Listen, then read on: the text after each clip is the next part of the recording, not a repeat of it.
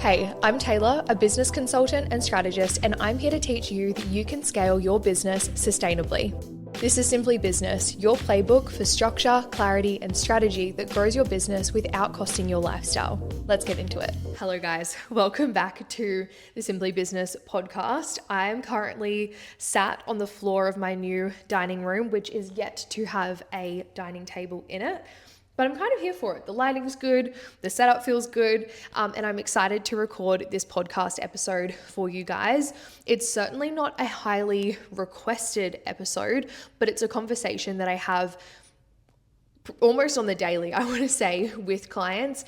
At least I'm having multiple conversations like this weekly with clients. So I thought it would make sense to bring this conversation over to the podcast and know within this, it is absolutely just a conversation to broaden your perspective, your awareness, and just to consider a few moving pieces when it comes to pricing as a service provider. Because often what I find as service providers is it's quite difficult to put a price on ourselves and the work that we do, right? I think it's a little bit, I don't want to say easier, but if that we're launching a product-based business, we can look at, okay, what is like the cost of actual of fulfillment of this product, right? How much did it cost to develop the product, to get it here, shipping, adding on your profit margins, all of the moving pieces. But when it comes to our own work and our service that we're delivering, whether it's, we're capturing content or whatever it might be, especially when we're naturally talented in that area, hence why that we've built a business off it, it's like, can I charge this much? What should I be charging? What should I be considering? Like, it's kind of just my time.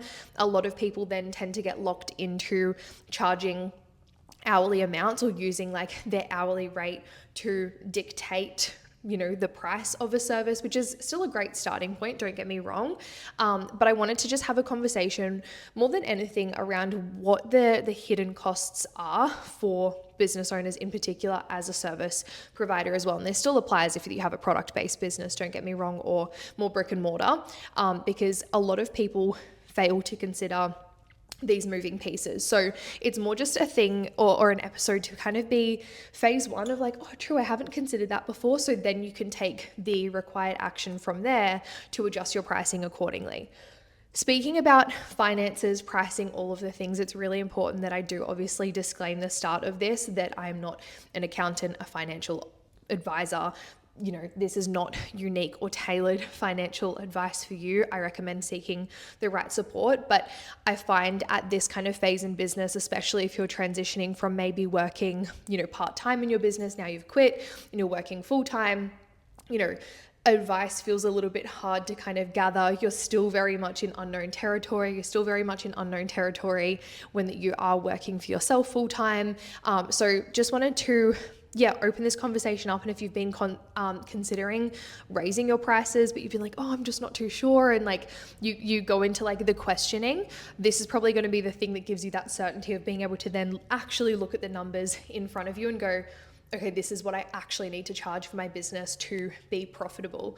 And that is the first point. Is it's so important to remember that you started your business to be profitable, and you have to see yourself and your business as separate entities, which they are, right? So I really see my business, which it is, as its own separate asset. I have an agency, like a company over here, right? Even if you're a sole trader, see your business as a separate asset that you are building, that hypothetically down the track, you could actually exit, because otherwise you just have become a freelancer, which there's nothing wrong with, and you're just monetizing your skill set, which is probably how you got here in the first place, right? Like monetizing your skill set. But especially when you get to that point that you have team beneath you, you have assets in the business, whether that's equipment, whether that's, certain softwares, whatever it might be, you really need to cue my dog barking. He's asleep. He didn't bark. Someone's walking past the window, and he always barks when someone goes past the window. But you really need to see the two as separate, and then that business needs to actually be profitable, right? Otherwise, this is where you see those stories and, businesses don't survive past a certain amount of time and the business has to liquidate and all of these things, they go bust. It's because the business isn't cash flow positive, like there's not the right cash flow, and it's then not profitable. So we need to actually make sure that we're building a business from as soon as possible that's actually profitable and going to be sustainable long term, and pricing is such a big piece in that. So if this at least just gets the ball rolling for you, where then you're having conversations with your accountant, you're shifting a few moving pieces with whoever it makes sense to do in your team, this is exactly what I want for you to consider. Even if you're someone that, I was having a conversation with my partner about this, and he is a tradie. Again, we can kind of look at, okay, well, this is the rate I'm getting from my boss per hour currently. So if I can get a little bit more than that, amazing, like cool, I'm making more, and I can, invoice and get an extra few hours of work, of an afternoon on a weekend, whatever it might be. No matter where you're at in your journey, this is important for you to consider, because what we need to understand is what you're getting paid hourly from your boss, or like in a job that you worked, is so different to you as a business owner and as a sole trader when you're invoicing yourself, or even as a company, right? The reason that I say that is you might see an hourly rate of, okay, well, I was getting $42 an hour. So if I can get $50 an hour, amazing. I've had a quote unquote pay increase, but that's actually a pay decrease. And I'm going to tell you why. If you're working full-time in a job and that's your hourly rate, as an example, what you're not considering in that is you might get, and most likely if you're in a full-time position, you're getting paid sick leave, annual leave that's accumulating, potentially paid parental leave, other pay benefits. You're getting your weekends off guaranteed for the most part, or like you're getting your days off, right, from the company, the business, whatever it might be. You're potentially getting, oh my God, what is the word? It's been so long. Penalty rates, right? Working on a Sunday, like whatever it might be. So you think that like, oh, cool, I'm getting like an extra $10 an hour, amazing.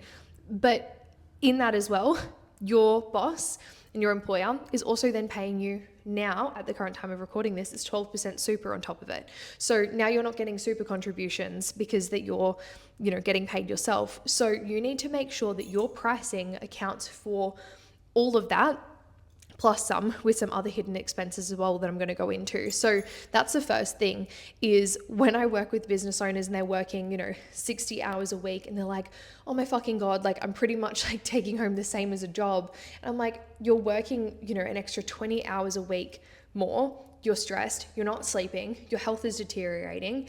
For you to take home like the same, if not less than what you're currently earning, like that's a problem. So we need to make sure that your pricing is actually reflective. And don't get me wrong, there is a time and place to do like the quote unquote free work, to build your portfolio and experience and all of these things.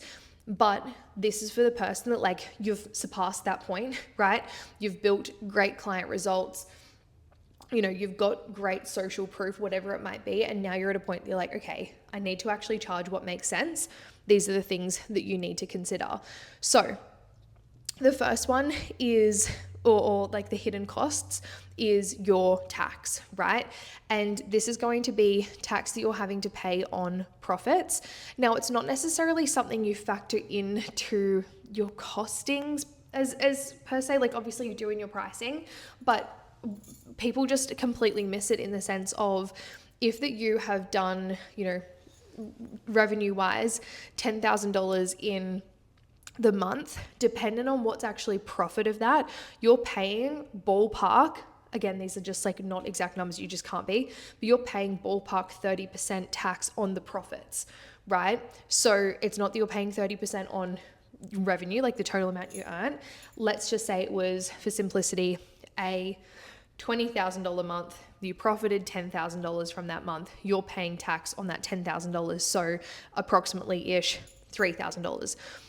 That's just one thing that, like, again, it's not necessarily so much of a pricing thing. It's like also understanding for cash flow, but so many people do not consider just how much the tax accumulates that's not actually your money. So on the other end of the spectrum is business owners in their first kind of 2 years going, I'm fucking balling, this is great.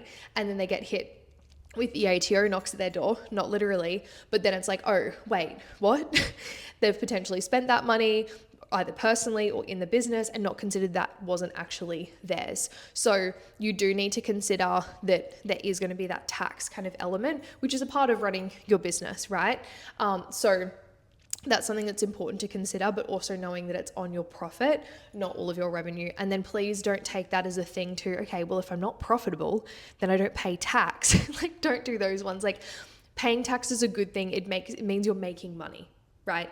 That's what we want. So yes, there's like tax strategies, talks to your accountant about that, but you just need to consider that's not like, everything that you're taking home in terms of, this is where I say to people, a $10,000 a month, it sounds fucking great, but once you actually do the numbers, once you look at these hidden costs, it's not actually that fucking fantastic. And I say that from a space of like, let's aim higher, not to disregard or dismiss what an achievement it is for you.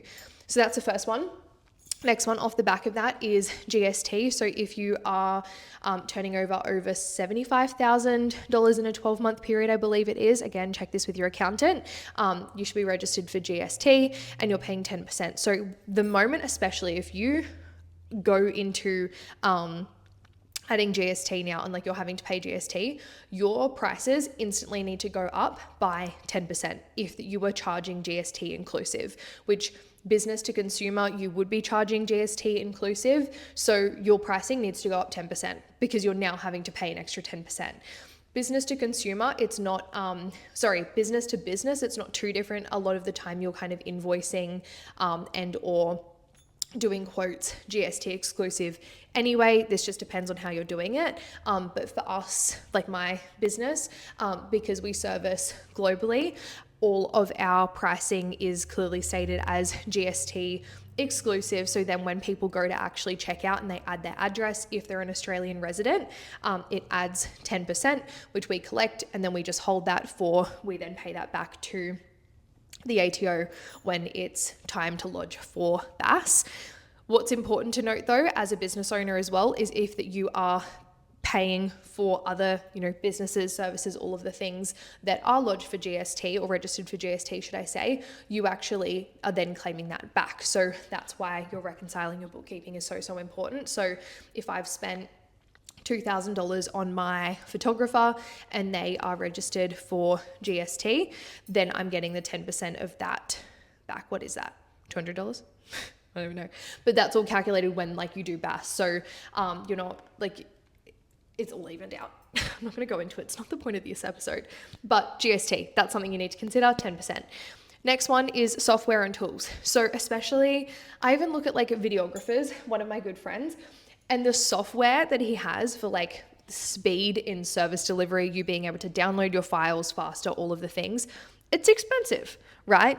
And that's the difference of like, now I'm getting things a lot fucking faster. The turnaround, the quality, all of it is amazing in comparison to something that's just being uploaded to a Google Drive. Even still, you're paying for a Google Drive. It's a cost of the actual delivery of the service that you need to consider in your pricing. So software and tools, team, wages, and contractors also needs to be considered, right? Like you're not just like, it's not just as simple as like, oh, well, I want to operate at an hourly rate of $50 an hour. Like it doesn't work that way. This is where there's GST. This is where there is super. This is where there's team that needs to be considered.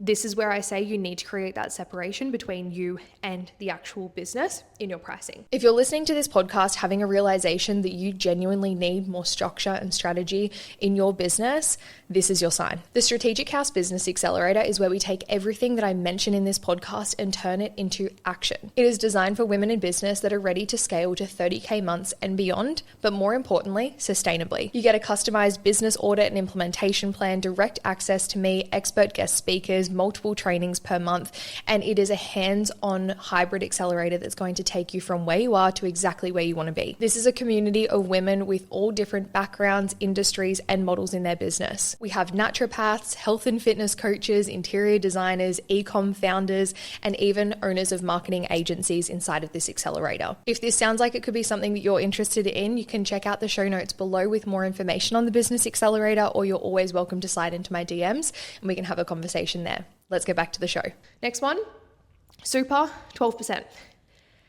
Now, from my personal experience, I'm not recommending this, but when I was personally a sole trader, you don't have to put away for super the same way that like now I'm an employee of my company, so I have to, when I'm doing payroll, the money gets, automatically calculated for super.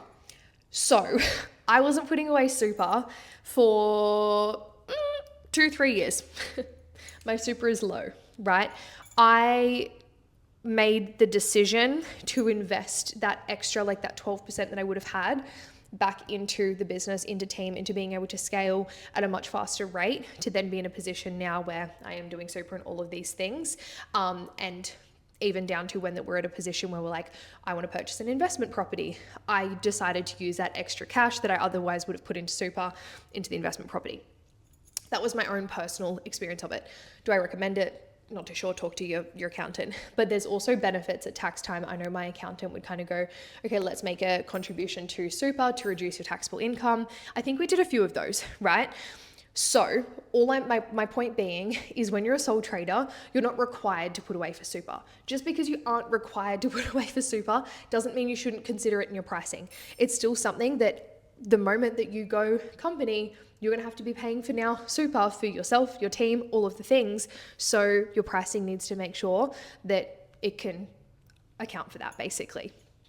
Next one is anything equipment, devices, upgrades. So if that you obviously have a laptop, if that you are a tradie and you need to have all of your tools, like this is equipment that you need to kind of work out a bit of a overall kind of rate, if you will, of like, okay, what does it cost to maintain your tools and equipment over a year-long period? So I remember doing this with my partner. It was like, okay, this is how much you pretty much spend on like upgrading and like renewing tools for you to be able to do your job every single year.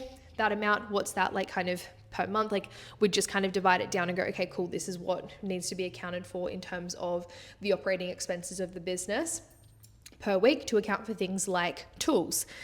The next thing is going to be things like your car, if that applies for you. So again, a tradie, you're adding kilometers to your car, fuel for your car, insurance for your car, that's like predominantly going to be a working vehicle, right? And again, there's going to be percentages with your accountant that you'll talk to. But again, this is still a cost to your business. If you're a content creator and you are driving 2 hours to a venue to shoot, that is your time, kilometers, fuel, right, in your car that needs to be accounted for. It's not just, oh, I can't believe that girl charged $1,000 for a photo shoot. Well, she fucking traveled 2 hours to get there for that photo shoot and then 2 hours back. And then she edited the photos for you. And then she uploaded them. And then there was tools and software to actually upload them to be able to get them to you. Like, it's not just this thing of she thinks she can charge this amount per hour. Like, it's not that, right? So once you understand this as well, you'll be so much more willing to actually pay people a different level of like rate. I know for people, I'm like, raise your rates. Charge me more. Like, you're not making any fucking money off this. And especially with my friends, I'm like, I respect that and love that you want to look after me. And of course, like there can be that exchange in business if it makes sense. But I'm like, I'm not here to try and take you for a fucking ride. I respect you and your work more than anyone because you're a friend of mine. Charge what you need to charge to actually make sense. Like, yes, you might not be making the world's fattest profit, but like, don't run at a loss for me. Is basically the vibe. Other piece is accounting for time that's not billable. So you have to think like for you to operate the business, right? You need to account for, okay, well, you're running admin. There's things like right now, this isn't billable time for a certain client. It's like things in marketing, right? But I'm sitting down, recording a podcast that was prepped for this. Then there's going to be editing, and then there's going to be costs in team getting this out, creating snippets, all of the things, right? These are non-billable hours, but it's like to operate the business at this level, this is still time that needs to be considered. I'm not working for free in this, but this is a perfect example of I may have worked for free, quote unquote, in this in the past, right? But now it actually needs to be fully considered, if that makes sense. So things like when you're doing a quote, like these are all things that you shouldn't be working for free. Like you can't just do your billable hours, right? Otherwise that's quickly how that you turn from to 60-hour work weeks, and then you're only kind of being paid like financially for the 40. And I'm not saying that you charge out a rate and go an hour of admin for a client for you to do business admin, but this is where your margins need to make sense. Where were the other things? Obviously mental load and capacity, that's not something of like, this is an overhead to consider, but when that I, talk to clients and they are, freelancing, and then they're like, well, fuck, do I just go back to a job, or do I just do I subcontract back to, my past boss or whatever? It's something that's important to consider, because there's mental load, there's capacity, there's those non-billable hours, there's so many moving pieces to running a business. And if you're not profiting right now, like, if you're not willing to raise your prices, it's probably going to be more appealing to go back there. So I think that's what also, you need to consider. It's like that separate entity between you and your business, but there is, mental load, capacity, all of the things. And yes, that comes with a business, but there then needs to be that return. That return might not happen in the first year, 3 years, whatever it might be. But again, it's just something to actually consider, that there needs to be benefit for you in what you're holding and doing. This is where nothing frustrates me more than people that just kind of like roll their eyes at business owners that, are able to purchase another investment property or to go on the holiday, and like, it's like, oh, fuck them. But it's like, no, they've worked so fucking hard and done a lot of things that people working in other jobs weren't willing to do. So that's really important. But this is where copying your competitors' pricing becomes really, really dangerous, because it's important to understand and have a level of market research to what other people are charging. But it's important to not be competitive with people you don't even want to be competing with, right? If that I said to you, your business A, right, and then business B over here is basically on a pathway to going bust in the next year, are you then going to be competing with their prices? Probably not, because you know what that means for your business. So you need to look at it from, okay, cool, this is a cool market research point, but I'm in this for the long haul and I actually need to charge what makes sense. And I always just see it, I would rather have one, higher paying client that actually respects my work and what that I do, than 3 that are like lower paying trying to get the best fucking deal, and that I'm then having to lose out both mentally, stress-wise, all of the things. So it's really understanding when you are looking at competitors, like, who are you actually competing with, versus just like, oh, well, so-and-so they said there's someone cheaper. Like, I don't care now if someone says to me, but I can work with this person for half price. I'm like, go right ahead and get no results with them. Like, sure. Like, that's genuinely how I feel from like now understanding pricing. I'm like, I can't do it for any less than this, based on your result you're going to get, the experience you're going to have, the inclusions that you're going to have. You're not going to get it anywhere else for this price. So, and for what we're doing. So I very much back my pricing, because I have this understanding of exactly what goes into it. And, my experience, how long I've been in the game, all of the things are things to consider as well. So it's really about understanding, like, your pricing doesn't have to be this thing that's like fair. It needs to be this thing that's actually sustainable for your business. And again, I really want you to just see it. Like, if you were going into this business that you didn't know, saw what they were charging, saw all the overheads of it, like, would it actually make sense? Then also having a margin in the business being profitable, would that actually make sense? You're probably like, no. So you need to act in that kind of a way. And if you're getting stuck with this, like, start with ChatGPT. And ChatGPT isn't always right. Don't get me fucking wrong. You need to, like, obviously know the right things to put into it, but start breaking down, okay, what is the cost of service delivery? What actually makes sense for my hourly rate?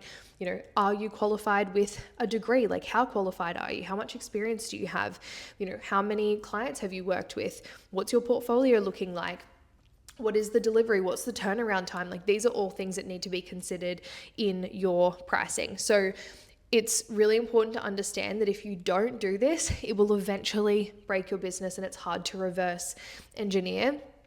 Just look at this now and then start making those required adjustments. And you may even look at within this and kind of come to the conclusion of like, okay, well, my pricing needs to go up.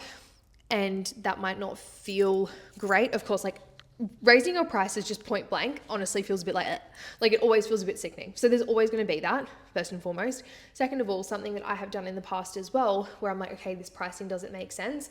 I've looked at the deliverables, but then the deliverables haven't made sense, and I've kind of like chucked them in for the sake of chucking them in. So stripping back call times slightly by like 10%, looking at how we can streamline onboarding processes, things like that. And also, sorry guys, I'm really just chucking 1,000,001 thoughts in at once. When you are streamlining things, when you're paying for team, because now that you're not, touching like the service delivery for, you've reduced your time in the service delivery by 2 hours, that doesn't mean then that the client now gets to pay less because you've paid for team subscriptions, automations, all of the things. So that's also where we need to just go past the hourly rate thing. It makes no fucking sense because you've invested in streamlining your business, your team, all of the things. But back to the point that I was making is looking where you can actually strip back certain deliverables. If it makes sense to, can also work. So fitness coaches that are doing fucking Monday to Sunday messaging access 7 days a week, that makes no fucking sense. If you're doing weekly check-ins and it makes no sense, if you're doing these weekly check-ins that, you're spending an hour on the check-in, the client doesn't even watch the hour check-in video, what are you up to? So auditing in that sense as well. I feel like this episode was like here, there, and everywhere. I'm so sorry, guys. It was very conversational, but I hope that was something that was beneficial for you to hear, even to just go, okay, where am I undercharging? What needs to shift? And just having a bit more comprehension around, what actually goes into understanding your pricing. And like I said, really just hoping it gets the ball rolling for you, especially coming into tax time. It's a great time to actually have a chat to your accountant and just like look at your profit and loss report and look at, what are the expenses going out in your business, and like, oh, true, didn't even consider that I pay for this thing that's like a way cleaner delivery for my clients. Perfect example is I use Kajabi, which is a platform that I use. And there was a time in the coaching industry when people were delivering programs, people still do rather, in a Facebook group. And I'm like, okay, well, like I'm investing a lot into a platform that people can watch on an app. It's a lot more secure. The delivery, the client experience in it is so much better. They can manage their subscription, their payment plan, like all of the things. And it's just nicer than a fucking Facebook group. Like that needs to be considered in pricing, because then you've got someone being all fucking cheap and delivering something in a Facebook group. But I'm going to stop yapping. If you have any questions, let me know in the comments of this. But I hope you like this episode, and I will catch you in the next one. And that's another episode of Simply Business. I would love for you to rate this podcast, comment below if you have any feedback, DM me on Instagram, and even better, share it with your friends, family, or share on Instagram. See you in the next episode.